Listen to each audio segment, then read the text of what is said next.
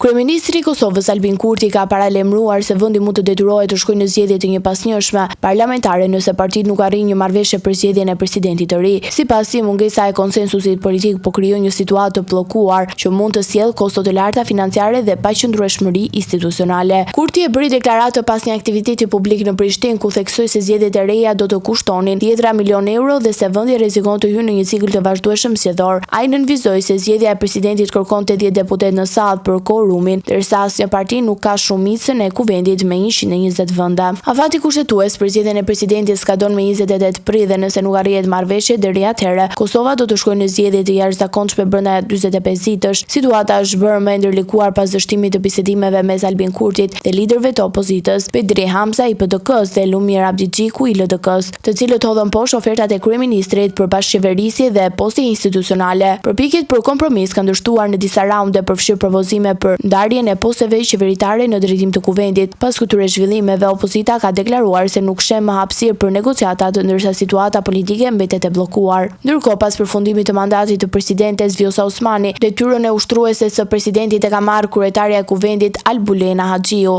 Ajo ka bërë thirrje për arritjen e një konsensusi politik për të shmangur zgjedhjet e reja dhe për të siguruar stabilitet institucional në vend. Gjykata kushtetuese ka përcaktuar 28 prillin si afatin përfundimtar për zgjedhjen e presidentit, duke e bërë këtë çështje një moment kyç për të ardhmen politike të Kosovës.